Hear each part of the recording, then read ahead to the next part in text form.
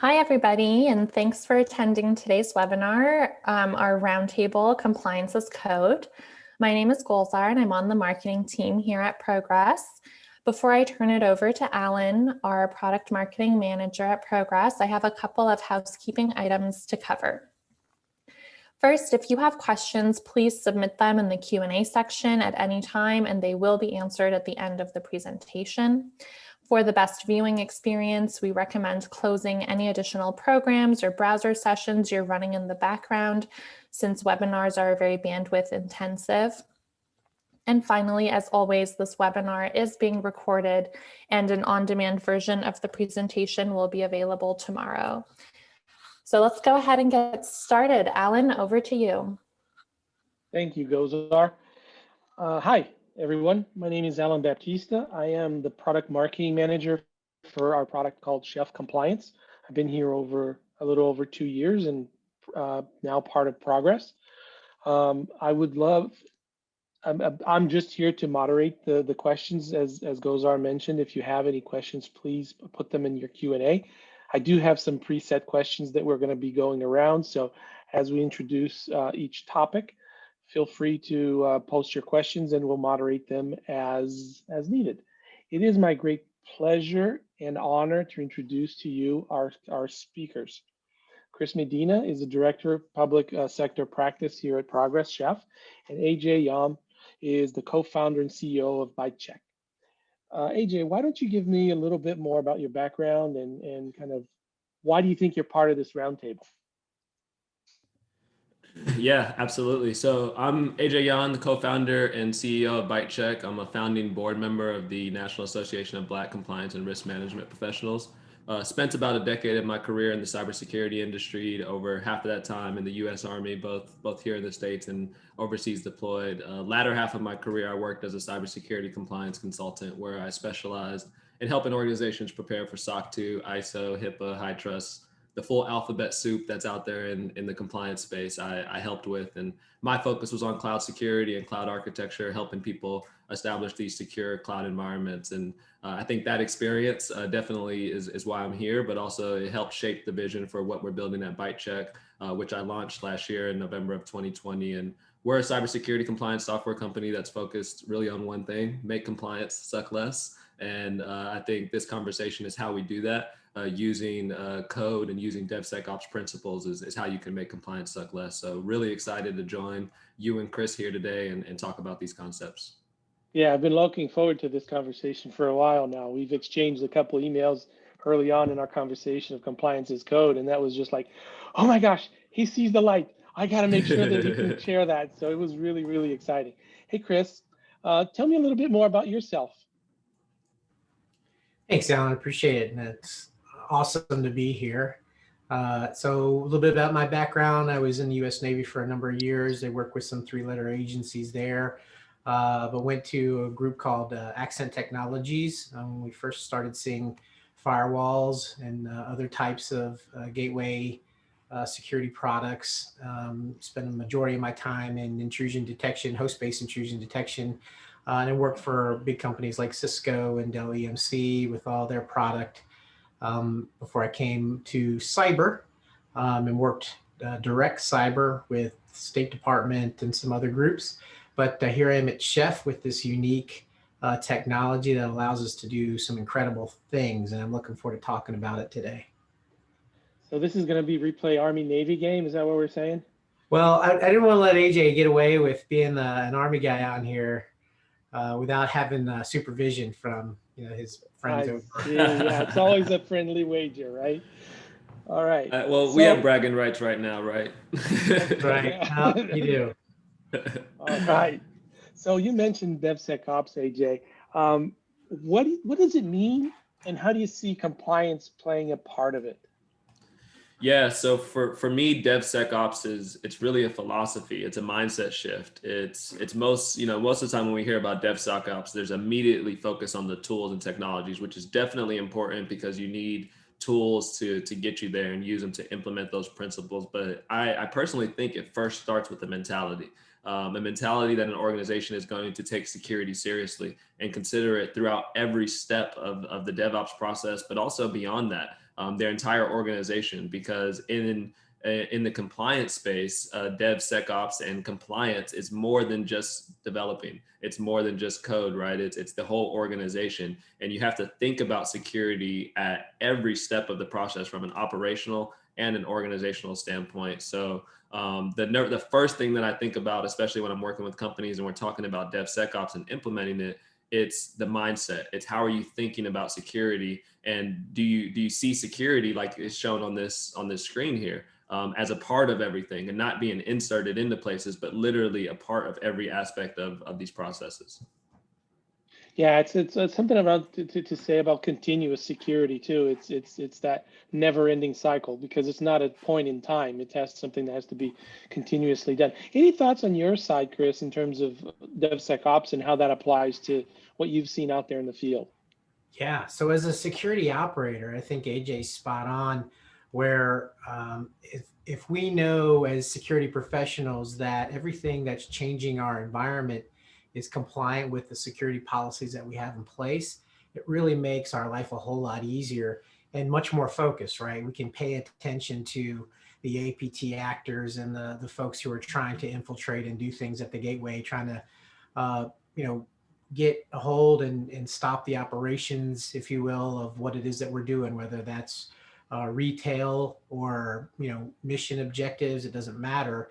If we can ensure that, everything that changes the environment stays compliant within those parameters, then we can spend the best time looking for people who are looking to do us harm. So love the idea. So I was thinking about this earlier. We were having a conversation with AJ, but too many times in the SOC and doing audits for groups internal, I've often asked myself, well, why didn't you guys just build this stuff secure in the first place? And why can't we see it all the time? And this is really the answer to that. Yeah, that's true. Where do you find the CISO and the security officers, or the security function? Is it part of IT? Is it part of security on its own? Where in the organization do you usually see the security and compliance, AJ? Yeah, it varies, but usually they're segmented off. Unfortunately, there's that security team, and then within the security team, you have your compliance team, and that causes trouble because they're speaking different languages, which I think we're going to talk about, and they have different objectives and different goals. And the CISO is often having to go reach out to the CTO or a VP of engineering to get things in process, and it's more of a political game instead of a let's actually fix this because it matters for the overall company. But I think that's where DevSecOps and this idea of compliance as code comes into play, because like Chris was saying, security folks will now know in the build area, in the build phase, things are going to be done right. I don't have to worry about that. I can get back to focusing and doing research and finding out what else is going on out there. And I don't have to worry about if the basics are taking place. And right now there is that gap where I see CISOs and security teams, they're kind of put over here in a separate department than where the engineers are, but really they need to be in the same section. They need to be in the same area, working hand in hand together, because the most important thing as a security professional is you have to be an enabler. Security should be an enabling function, and you can't be an enabler if you're seen as the outside and you're seen as an enforcer from the outside. But if you're a part of the team and you're like, hey, for us to do better, for you to not have rework later on, this is how we should do it, and here's how I'm going to help you in the tools. But those conversations are difficult to have when DevOps and engineers are operating in one way, and security is now the big bad police coming in from the outside telling you how and how and why to do different things. That's an interesting aspect of security as a blocker. We talk about the balance between speed and security, because as you mentioned, if they're a last step in the process, they're seen as a blocker because, oh my gosh, here we go, we're going to slow everything down right before the stage gate, right before production where it's going to let us out. And then, oh no, you have to go back to development, back to QA to test something that's missing, or some security flaw that needs to be fixed. So how do you see this balance of security and speed, Chris, out there? Yeah, so I think it has a lot to do with AJ just said in integrating the two groups, right? We've got some disparate groups. We're always having to go ask permission, or we're always having to point out things that are missed. If we are able to do things together more agilely instead of more, say, from a waterfall process where we go through the steps of everything we need to do before we get to the next group that does the things that they need to do, we can speed this process up. And that's what DevSecOps has done for the field. People who've integrated it even partially have seen dramatic response, and not only more secure applications being applied to the fleet, but they've seen those deployments speed up. What does that mean to businesses in a number of different ways? Well, hey, if I can beat my time to market in terms of my new app or feature functionality, that means more revenue. If I can consolidate applications or ensure my applications are secure, I don't have to spend my time keeping things down or at a low level to ensure that, right? So the security guys have always traditionally been seen as the big stopgap or the stop measure before production hits. If they're integrated into this, it's typically just a checkbox and things speed up so much quicker. So that's how we see it. Yep. Yeah. Do you I think, go ahead. Go ahead. Sorry, Alan. No, go ahead. Go ahead. Yeah, I really agree with that. I think this idea of speed and security being a battle is why most people don't implement DevSecOps principles, because their first thought is security is going to slow me down. And it's slowing you down because of how you have security at the end. If you put security earlier, then it won't slow you down. It'll help you be faster, actually. And I think this idea that speed is being sacrificed for security is a myth until you implement DevSecOps. And then you realize it's actually going to make me faster, like Chris was saying, because there's no more rework. There's no more going back and fixing things. And the issues that will pop up later on, the vulnerabilities that may require a complete rebuild of your architecture or your application no longer present themselves. So you are able to move a lot faster. So reiterating what you're saying, Chris, but I do think shifting security left actually speeds you up in the long run. Yep. Very true. Do you see other forces impacting that balance? Maybe budget constraints or structure within the organization. What other forces are kind of driving the separation of the groups and inability to kind of come together as a cohesive DevSecOps teams? Yeah, I think it's definitely budget constraint, especially in this post or continued pandemic world we're living in, where security budgets were some of the first to be slashed when budgets started to be slashed. So definitely there's budget constraints, but I do think it's like a knowledge gap is the biggest issue, and that's where technology can play a role, but the engineers lack the knowledge of what they need to do right from a security perspective, and the security folks don't know how to communicate that to the engineers. So there's a gap there of what needs to happen, and that's where I think a lot of the heartache that comes into play with DevSecOps, because everybody, I don't think you'll talk to an engineer or anybody in the field that will say like, I don't want to consider security earlier. People want to do it. It's how do they do it? How do I go about that? And then not being able to communicate that, it's immediately going to be seen as a blocker, an issue, because you're asking them to use a new tool, or you're asking them to change the way their workflow works that's allowing them to move so fast. So I think it's a knowledge gap, both from a DevSecOps as a principal perspective, but before people start the DevSecOps process, I think the most important thing is just understand what tools are being used. Understand what are the processes internally first. How are developers migrating changes? What version control tool are they using? What are the different components out there? And then start talking about security principles. Because if you go in with just, hey, we're going to put security in immediately, it's going to be shifted left, we're doing all these cool things that I heard about on this Chef webinar.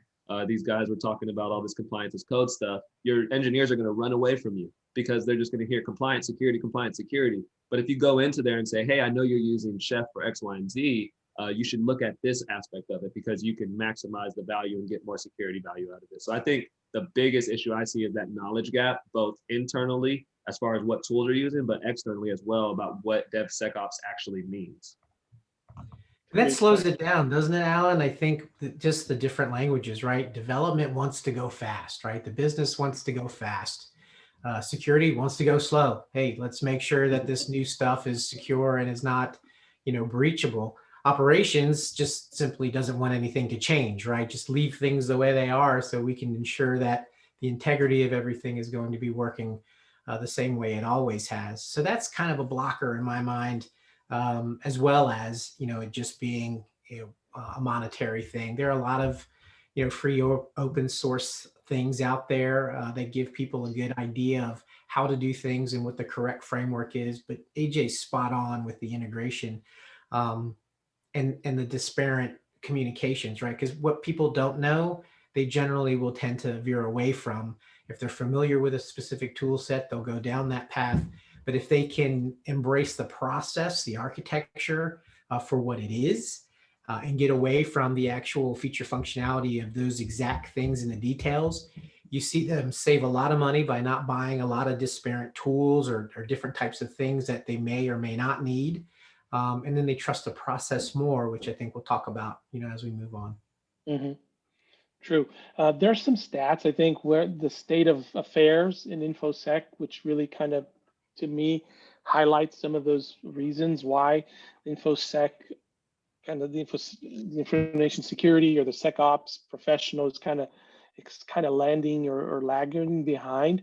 There are some stats from the Verizon data breach report on the left-hand side, where 56% of the breaches took months or longer to really discover.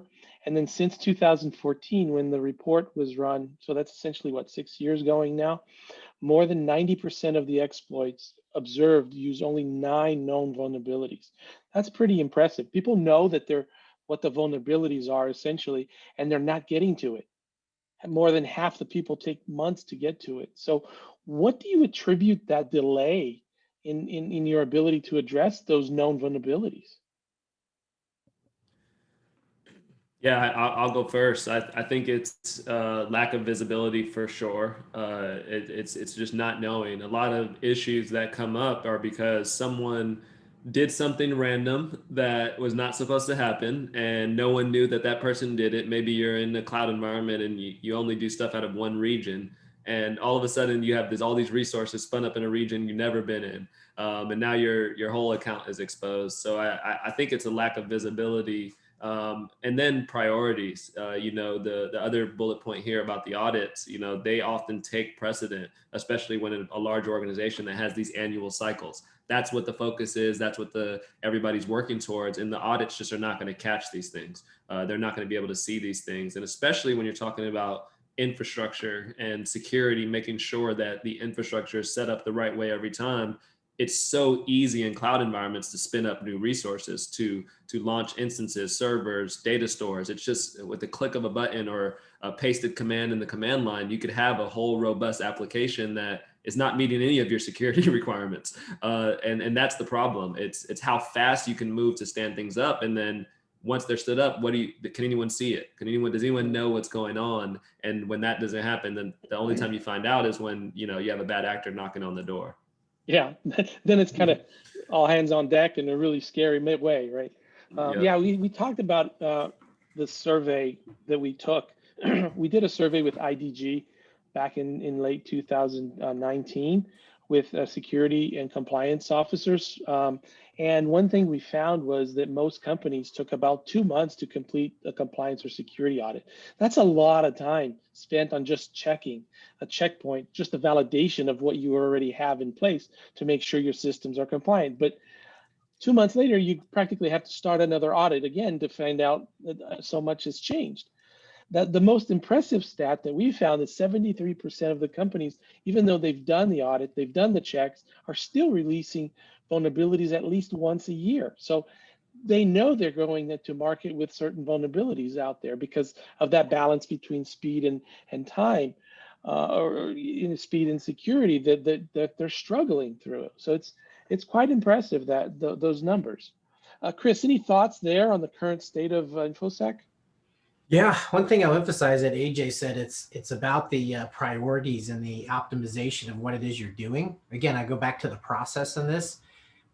When groups continuously deliver or miss those vulnerabilities, it's really from a checklist style of operation, right? Automation is both it's both an easy thing and it's also a very scary thing, right? It's easy to automate a number of different processes in a cycle to deliver something, right? That's great.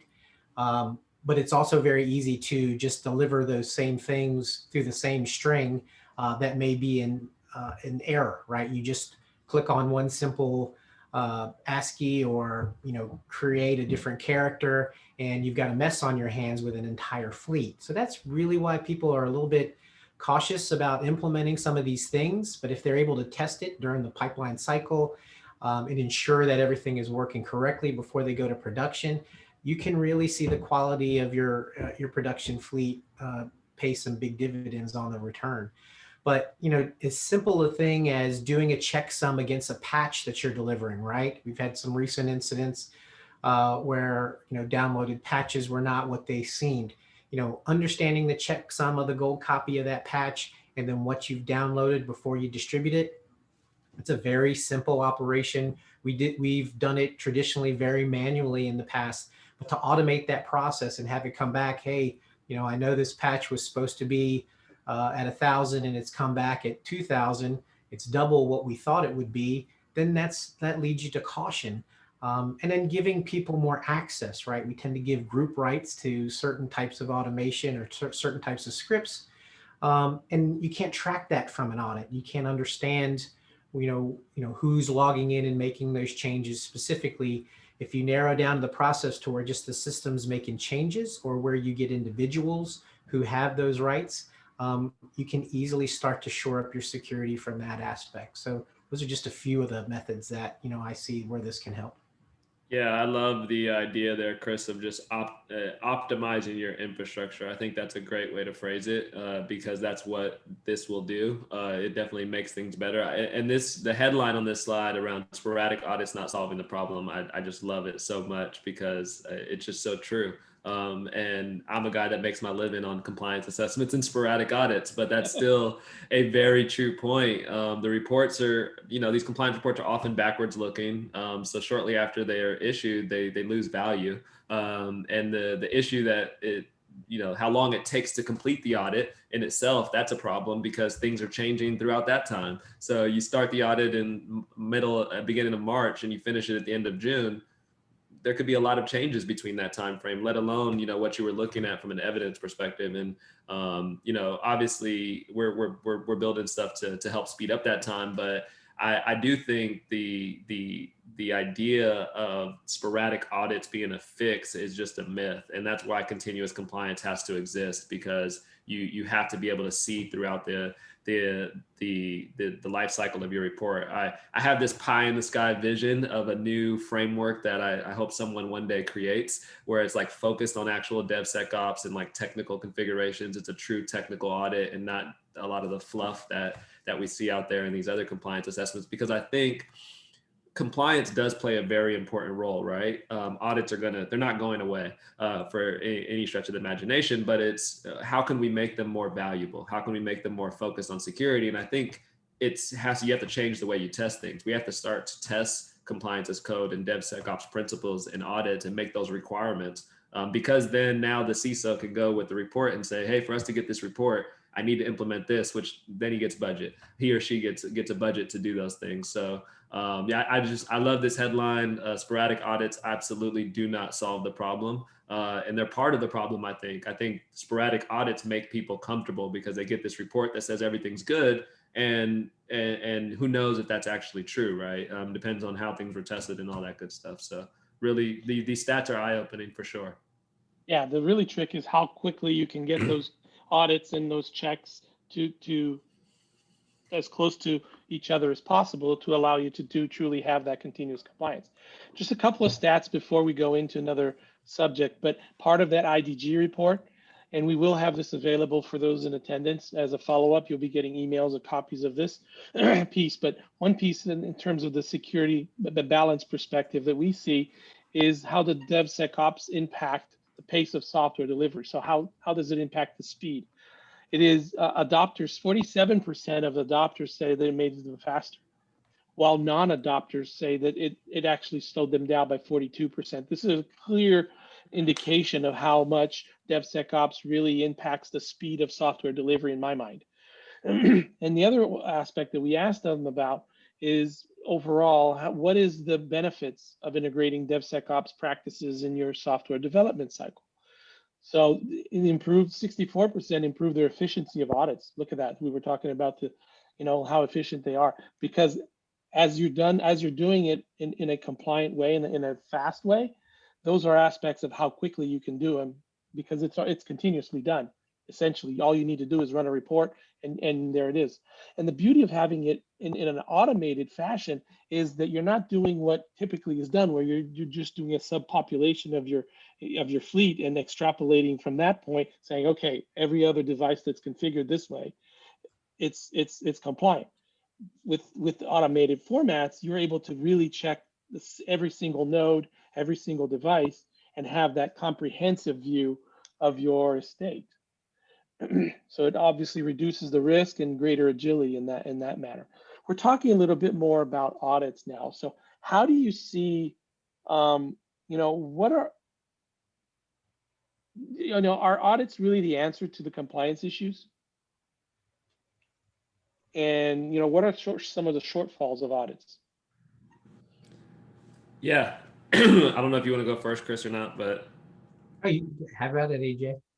Yeah, I think audits could be the answer if they were treated from a security focus. But right now they're treated in a check the box. Let me just get through this focus, and they're not considering the things that we're talking about. And you made a very good point there, Alan, about the sampling, and that's something that's common in PCI, SOC 2. High Trust, FedRAMP does sampling, where you take a subset of the population, you go out and you say, let me see all of these 12 databases and see that they're encrypted.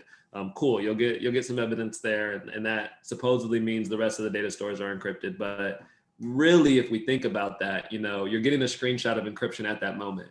How was that data store 12 months ago? Or 6 months ago, or whenever, could there have been, for most of that review period, could that data store have not been encrypted, or could that S3 bucket have been public, or whatever the security configuration is. And that's why I think manual audits really have to go away. There's no way, like a user, and I was an auditor, I was a manual auditor that did this stuff, and I thought I was decent at my job, but I still didn't catch everything. I'm a human. I can't see the entire cloud environment. So you have to have technology and tools to enforce compliance throughout the year. I think when people think about continuous compliance, they think that means an auditor lives in their environment year round and sends them a Slack message every time a control falls out of shoulders. Yeah. Yeah, but no, that's not what we're saying here, right? We're just saying that you have some guardrails in place. You have the way that this is going to operate, and if it deviates, your system is going to pick it up. Maybe it's not going to automatically remediate it, because I know the operations and engineers folks out there who don't like the auto remediation stuff. But maybe it screams at you and sends you a Slack message or Teams message that says, "Hey, you need to go take a look at this," right?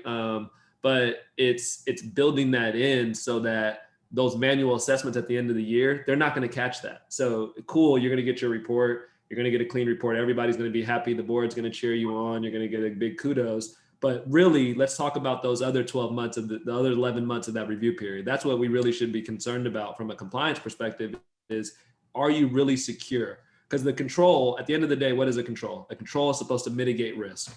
That's all it is. A compliance assessment is evaluating, do you have these things in place that mitigate risk? So you should want to make sure that that's actually true, that you're actually mitigating risk throughout that time period that your audit says. And a manual assessment at the end of the period just can't, I don't think it's possible in the modern environments that we have. You can't manually get the visibility you need. You need tools in place to kind of wrap around what's going on in your environment, and then also enforce things that you can from a programmatic perspective. Yeah, I couldn't agree more too, Alan. He said some great points there, especially on the mitigating risk part, right? That is truly the brunt of what it is we do as security professionals, right? That's from a holistic standpoint, we want to mitigate risk, and how we do that, there's a lot of dependencies therein. And you can see from this chart here, right, where we want to be and where we assume we are is, after we had that point in time audit, we're assuming that everything's clean until the next audit that we have, when we know in actuality, hey, look, we've got, development operations that is increasingly putting new applications, new feature functionality, new infrastructure, all the latest and greatest type things, even frameworks for new ways to deliver, which brings that compliance level down.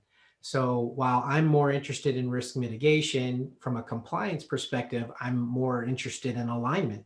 Are you following my guidelines? Are we, doing the things that we should for the latest and greatest zero day infiltration, right? We want to make sure that we have things locked in. And so it definitely becomes about time. Where do I want to spend my time? How do I prioritize that? I would much rather be looking at the front door and understanding what 0 day means and how to get those controls correct and modulating my security policy, rather than going back to my current infrastructure and ensuring that they're continuously aligned and they're continuously compliant. So is it the end all be all? Absolutely not. I think holistically, we've got to look at both, your endpoints and your gateway, and understand the modulation of the security policy is really where trueness is going to be. Yeah, I love what you just described there too, Chris, where I think a lot of people, when they think about automation or they hear us talking about compliance as code, they start to think, oh, you're trying to make me lose my job.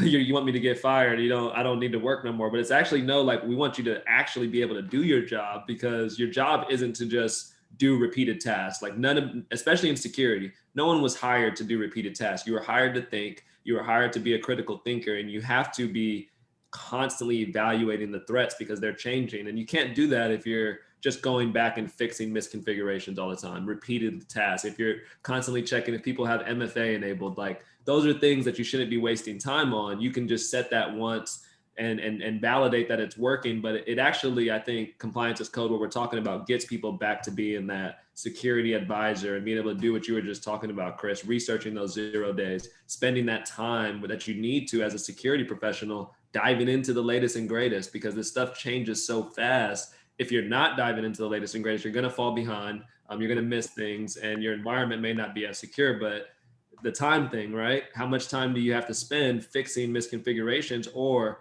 can you spend some time up front getting it right? So now it's going to get, if there's an issue, it's going to get stopped way over there before it even gets to production, and you can focus on the other things that are going on out there. Great points. Great points. So we talked a little bit briefly about the difference in languages, and I guess difference in tools would be another. What are some of the other limitations that you see in the current way of doing things? And I promise to the audience that we're going to start giving you solutions. It's not just a set of problems that we don't have ways to get to, but this is the last one in terms of setting up the condition of what are some of the forces that are impacting your ability to do work. Thoughts there, Chris? Yeah. So from my standpoint, I would say, when we talk about these three groups, we want to have a common language that they all speak together, right? Because as we said, they all have different interests. Some want to go fast, some want to go slow, some don't want change to happen. But in terms of security and compliance, we really want to be able to have something out there that we can all understand and we all agree upon that, this is how it should be. This is the way, right? And so having a common language that's plain and easy to read, that fits, when we say, and I want to be clear to the group, it's when we say compliance as code, or when we say the codified enterprise, what we're talking about are specifications from a compliance standpoint, right? What are the specific controls that we want to have? This is a great slide for that, right? Here, we do not install Telnet server, right? We want to make sure that that's, I don't think it could be any easier than that. We don't want Telnet installed as a best practice for CIS or STIG type rules.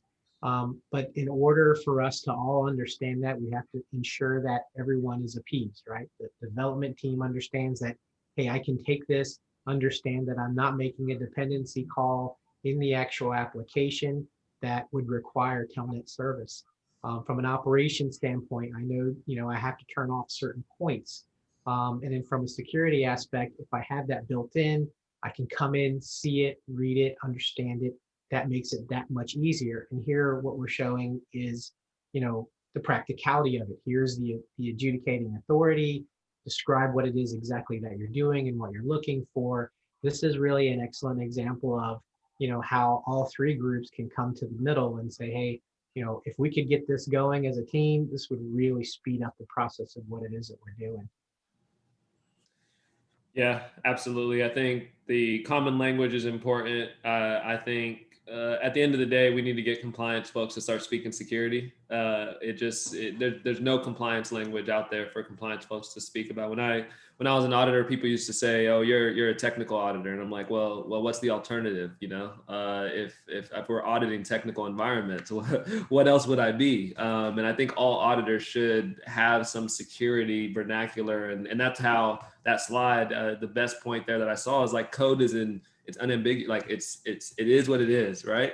There's nothing that you can argue here where that's the problem with compliance is there's so much gray area, there's so much it depends, but this helps it to where it doesn't depend. It's either you do it or you don't. Here's what we're saying, here are the references that we're saying it, and here's how you go and fix that. And this helps everyone get on the same page by first being able to speak the same language. And I think it's really a great way to think about it as a security or compliance professional is literally think about it like a new language.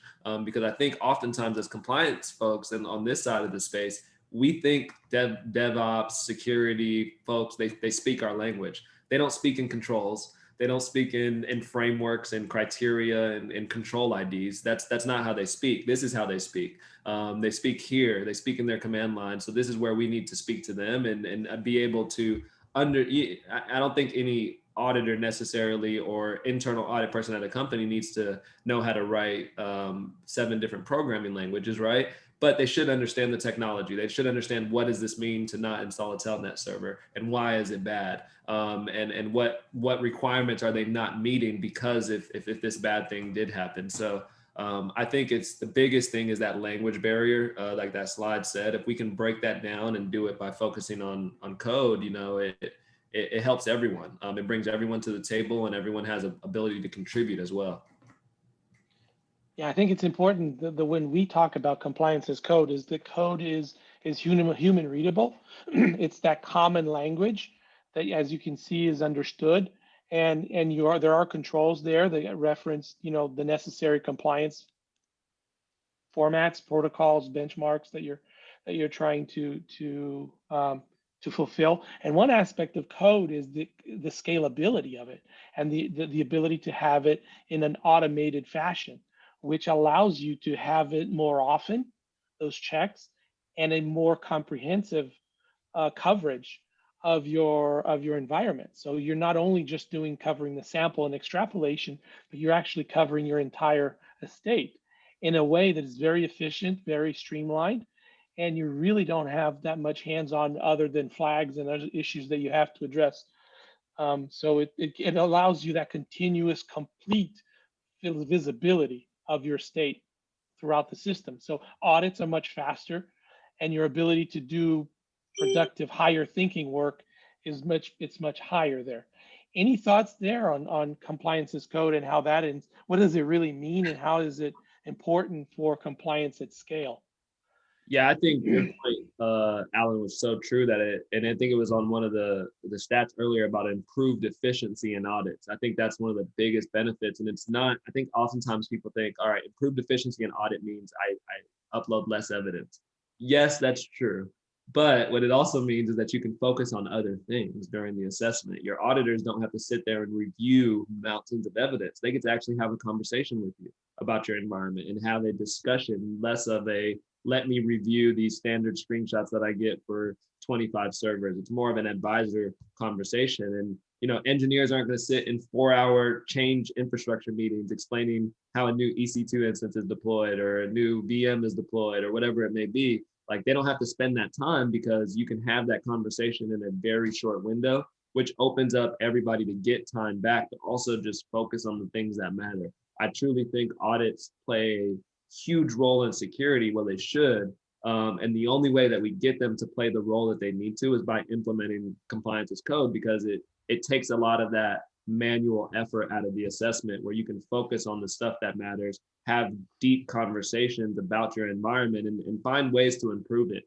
Every security professional knows that security is never done and you have to constantly improve your environment, right? If you're a security professional and you're like, we're secure, you're not a security professional because you're not secure.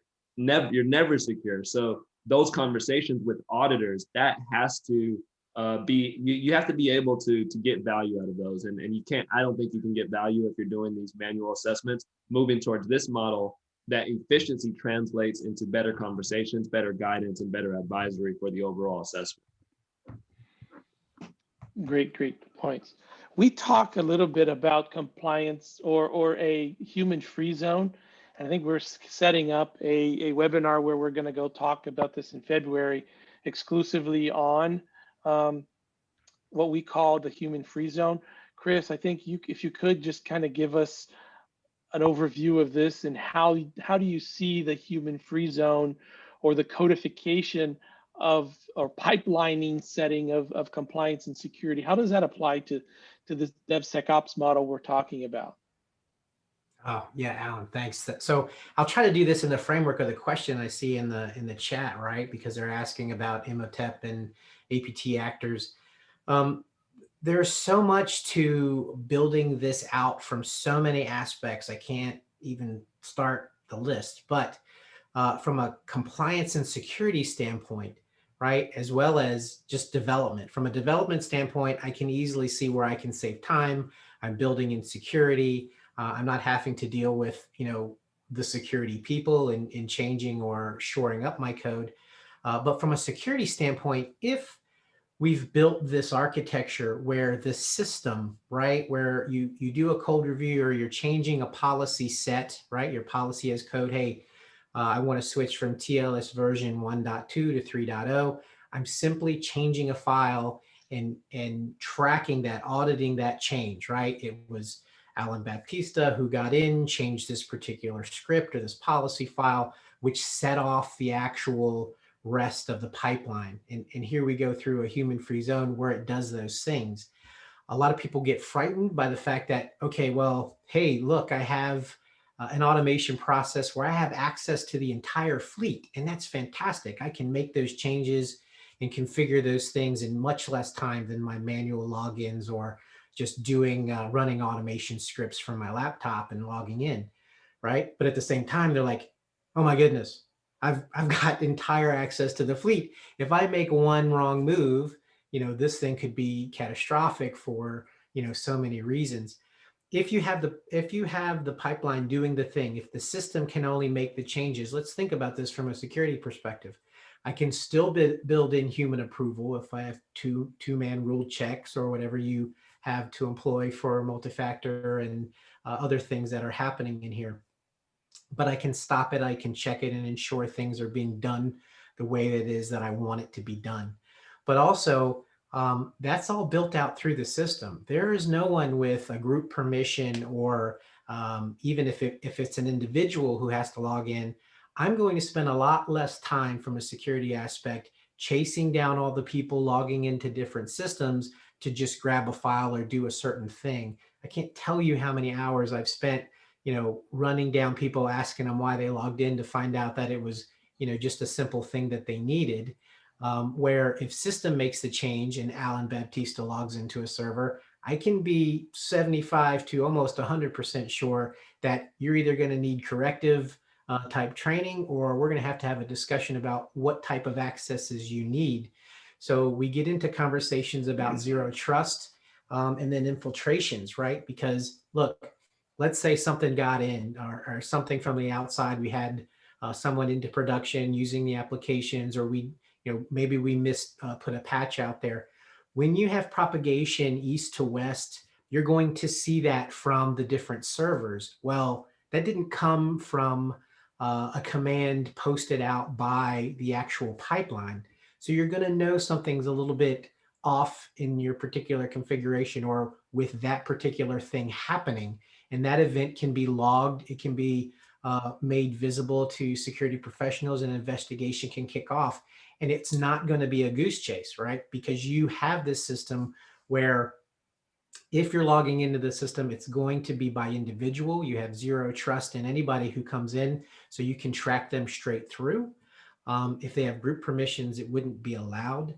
And then you know exactly what's supposed to be a part of what's happening in this process. So infiltrations or actors who get in and try to assume identities and bounce around the system east-west to try to find infiltration softness or try to figure out how to exploit the system is easily detected, much easier than if I had, 40, 50, 100 of my users into production doing different things, making changes all the time, where I had to constantly monitor them for whatever it is that they were doing. It's going to be a much clearer picture from a security perspective. Does that make sense? It did. It definitely did to me. I love this concept of human free zone. I think it's the way to go. And we have this saying that you always hear in cybersecurity that humans are the weakest link, and I think it's just lazy. So instead of us just blaming humans, let's create these human free zones where the humans can't mess things up. And like you said, Chris, I think the concept that I constantly talk to our customers about is, especially we're working with a lot of startups, is you got to build scalable security.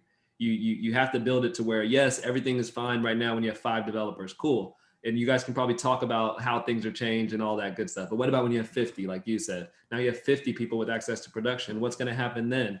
And that's where this type of setup, this human free zone, it helps, because you're not going to always, if things go well, your team's not going to remain a 5-person team. You're going to grow that team. And when you grow that team, those are new people with new skills that, they may need additional training, and they're going to make mistakes. We all know humans make mistakes. And until we're able to create the perfect security professional, we probably need more of these human free zones to protect ourselves. Yeah, one thing we didn't talk about was the agileness in terms of the concept of security as code, right? Because, AJ and Chris, may have lives outside of work. We may be late coming in. Chris can come in with a hangover on certain days and make a mistake. And to do these things, hey, deployment could come back and say, hey, there were, 55 new servers deployed last night and we need them checked. Oh, well, AJ's not in today. So that lengthens the time for them to actually put them into production or be scared that they're out of alignment and in production. So to be able to grab that, that piece of code and test, without, having that particular individual hold you up or, keep that process from happening is huge, right? It's a huge time savings, not to mention all the other stuff that it gives. But production should not be, from our concept, production should not have human hands touching it, right? It should completely be the system doing it. Production should be as clean, as aligned as you could possibly have it, and then don't touch it again unless you have, all 3 operations checking to ensure that all the dependencies and all the security is there. It's touched once through a commit that's being guarded and watched by the actual system itself from automation. And those things don't happen unless you, create that particular sequence of events and push that button. And then you can also put the human approval in here, just like we have it. But don't let folks touch production, right? That's where you get into problems. Have this system do all of the things, test it, build it, test it, QA it, right? Deploy it, have it do it all for you. And then you'll have much tighter security. You'll have better operations, easy build times, easy run times. You'll be ensured that everything's running clean. And it just makes life so much easier. Security won't suck as much. Sucks less. Exactly. Here's my plug. We need to get a shirt, Chris, that says don't let folks touch production. That's the takeaway from this whole webinar. I love that. Like, exactly. That's as you're saying that, I'm like, yes, do not let them touch production. So the piece that actually started this whole conversation was one that we shared. We have a Gartner report dated October of 2019 that was the 3 steps to ensure compliance and audit success with DevOps. And like I said, this is going to be made available to those of interest. But these are some of the recommendations and the key findings, the key challenges that they find, which I think it's an easy way to summarize everything that we're talking about, right? That the adoptions are delayed. There's a foul of data auditors and regulation compliance controls. There's incompatibility with the continuous software delivery processes. There's slower and unexpected remediation work that takes place. The implementation of tools without the accounting for security and compliance often causes audit failures and so on. And the Gartner's recommendation is to optimize and simplify that required regulatory controls, a balance of speed and risk, see, like we were talking about earlier, by implementing compliance as code on top of other elements like infrastructure as code and other elements that we've been here preaching to everyone for a long time, and optimizing and securing DevOps tool chains through this human-free zone. So that's why I think it resonated so much. And AJ, what were you finding? I mean, you read this report. This was the kind of the genesis of our conversation. What was the most impactful for you in that report? Yeah, for me, I really just enjoyed the three takeaways, because before I read the report, that's really where my mind went when I'm thinking about how to ensure compliance and audit success with DevOps. It's the simplification of regulatory controls. That's what everybody needs to do. All of these frameworks are saying the same thing: perform vuln scans, protect the user, protect your data. They're all saying the same thing. You're just paying someone different. You're just paying a different governing body for the same requirement, but they're all saying the same stuff. So simplify that stuff so that your DevOps engineers aren't trying to figure out how to address a CSA star requirement. They're just addressing a security requirement. That's it. It's security. It's not controls or compliance. Kind of goes back to speaking the same language. And the balancing the speed and risk. I really think, your risk posture goes down and your speed goes up when you implement this stuff, because you're just able to security professionals sleep better at night, because they know things are not going to be broken in the middle of the night, and the engineers are going to be happier because they get to work and they don't have to do rework. They don't have to go back and do things over again because they some security fix is found at the end. So to me, it was I encourage anybody in the compliance space. I think the way that the report was written and the findings, it lays out the case for why this is so important. Why this is so important in compliance, because of the benefits are just very clear when you have and implemented these recommendations. Very cool. And one thing we talked about in preparation for this, and I think we covered it briefly here, the continuous compliance as a journey and not necessarily as a full end destination, because you have to do it continuously in every stage of your process. So how does that resonate to you as continuous compliance as a journey, Chris, and not a destination? Yeah, so this is a great depiction of the agileness and what it is that we're trying to accomplish, right? If you can implement along the entire development operation cycle, your security policies and the configuration controls that you need, your checks and balances along the way, you're really doing yourself a great service. Now, look, there's plenty of ways to do this, right? There's a ton of tools out there. I highly recommend you employ some of them, but understanding the framework of how this happens, right? The process by which this happens. I'm not, super concerned with the tools that you use, because you probably have a lot that you've already purchased, and you'll hope that they'll integrate together where you can ride compliance on top of some of the things that you already have in place. But optimizing your pipeline is key to this. And a lot of folks I see, at least 50% are still in, some, they're lucky if they're in an intermediate stage, especially in terms of implementing the compliance across that operation. So, these are some of the things that you look at. Have a foundation and an understanding and a vision of what it is you want to get done at the end of the day. It's not unlike, say, building out a basement, Alan, where you say, well, I don't have enough money today to put in a kitchen or a bathroom, but I know it's only going to cost me $100 to put in this plumbing. And I'd rather do that now instead of, later when I want to have that bathroom put in, I'd have to rip out all the finish, put in the $100 worth of plumbing, and then pay to have that finish put back along with the new thing that I want.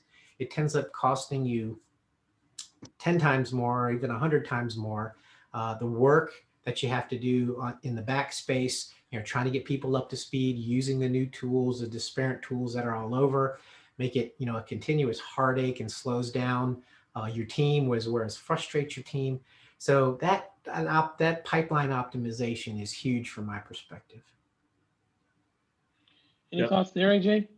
Yeah, I just think this is the key piece to compliance automation. You have to scan early and scan often. You have to check things at all phases of it, and you can't wait for a security review, which is why tools like Chef Inspect are great because it enables you to test continuously as you move through each of these stages, right? It enables you to have that visibility, and now compliance can be that journey that it needs to be, right? It can be that full kind of cycle where we can see in dev, all right, we're continuously getting, an engineer is going to learn, they're going to get better because they're going to constantly learn what they're doing wrong from a security perspective before anyone else sees it. They get to find out pretty early on in the process. And from a development perspective, that's huge because they're going to learn so much more. They're going to learn to build things the right way. And anybody that has spent any time in engineering knows how valuable repetition is and how valuable it is to just continue to do things over and over again. And as you're going to be able to train people the right way by using tools like this. And I think this is the old approach is just build, let security figure it out at the end. But that's involves rework, that involves re-architecture. So many times I've came into environments and you see an environment, you're just like, hey, like, it's probably best just to blow this whole thing up and then start over because it's just so bad. And like, that's not what you want to hear. No organization wants to hear that. And doing it this way protects you because you're going to know your infrastructure is set up right. And your engineers, anybody that has implemented DevSecOps, I think they'll agree with this. Your engineers become better. They become better engineers because you have more guardrails and steps throughout the life cycle to help them become better at their job, which is what we all want. Very true. And just a reminder, those in attendance, if you want to send in questions, there's a Q&A tab or the chat. You're able to post your questions. So before we get to those, I want to ask a couple of questions of the panelists. AJ, what's been the impact of this global pandemic? What impact has it had in our compliance practice? Yeah, I think the one thing that was really cool is that all these frameworks realized that physical in-person audits are no longer needed, that they can do this work remotely, which is cool because I think a lot of organizations are saving on auditor travel fees right now and not having to pay out all that per diem that they had to pay last year. And folks like myself get to stay home with my kids. So that's always good. I think that's a positive sign, definitely, is that we can do more of these remote assessments. But I think what I've seen are organizations are just trying to find easier ways to implement controls. They're trying to figure out ways to automate this stuff, to not have to think about it because there's so many other things to worry about now as these environments are changing. We're moving into the space where if you weren't in the cloud, you are now, but then maybe you're going back to the office and now you have this hybrid infrastructure set up.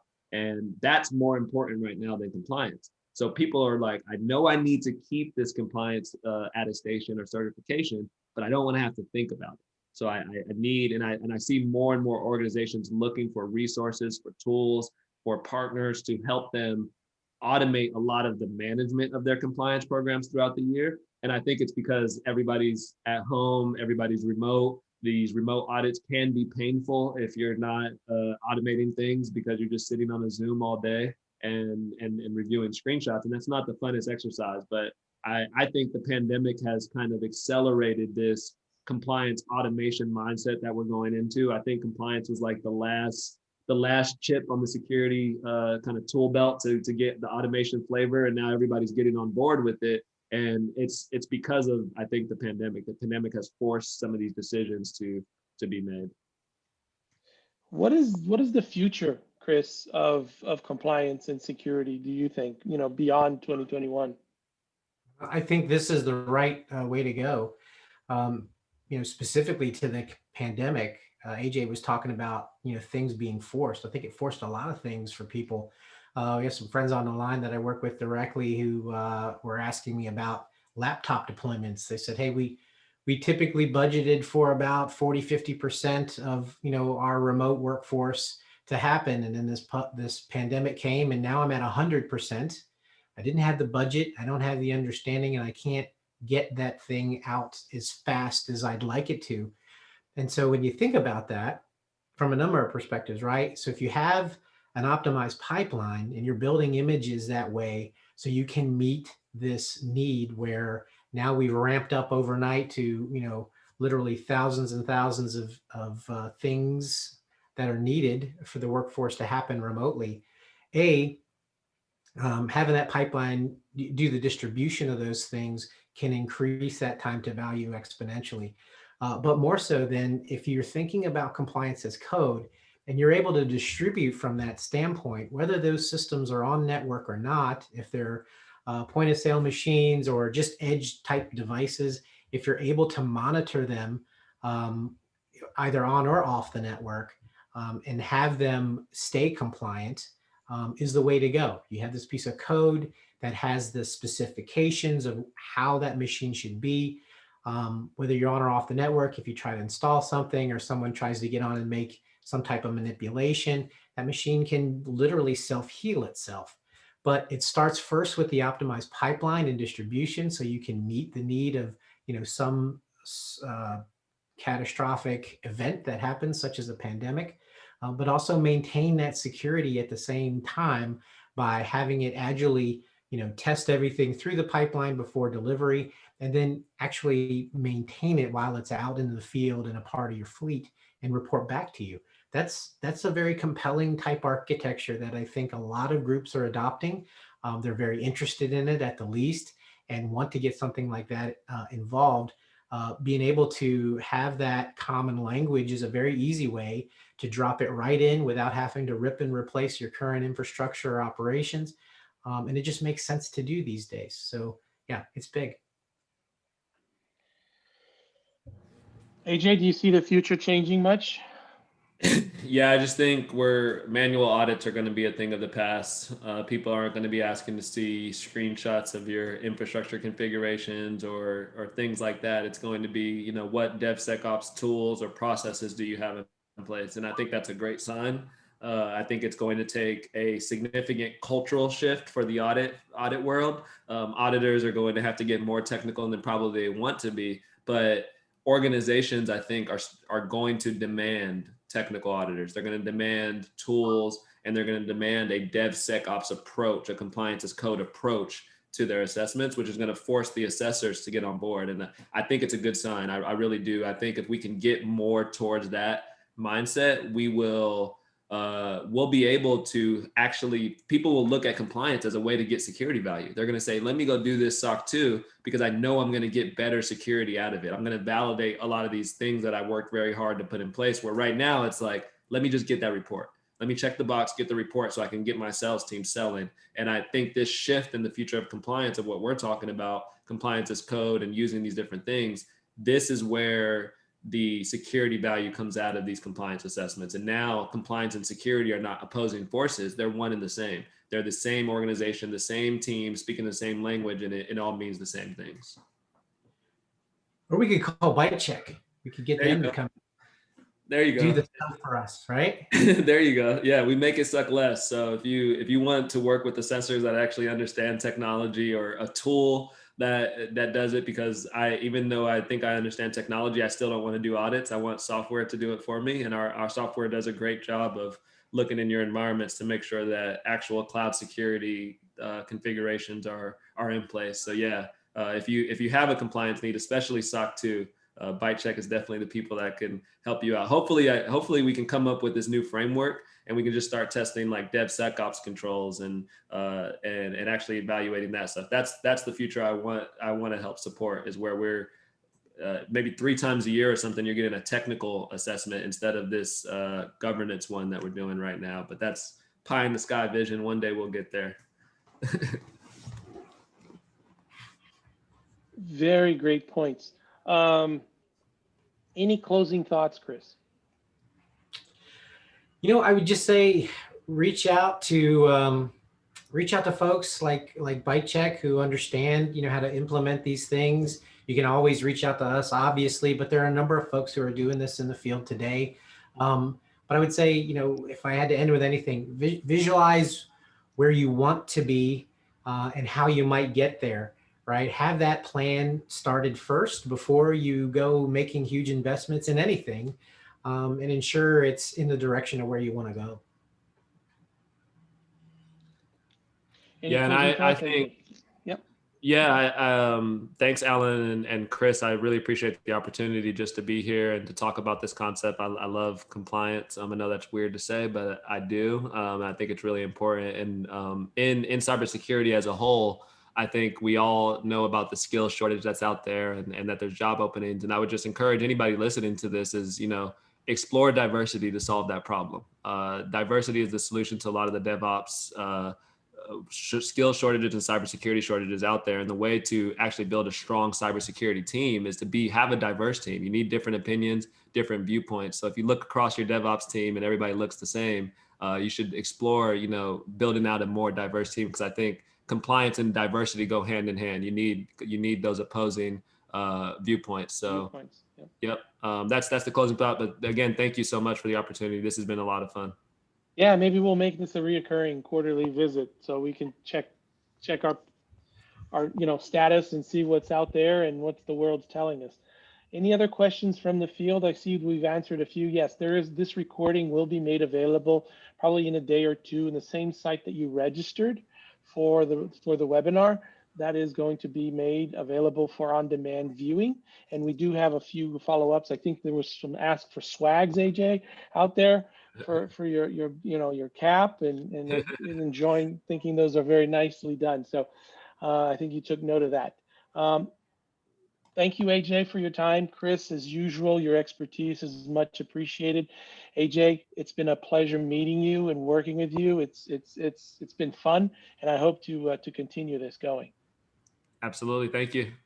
Thanks, AJ. Thanks, Alan.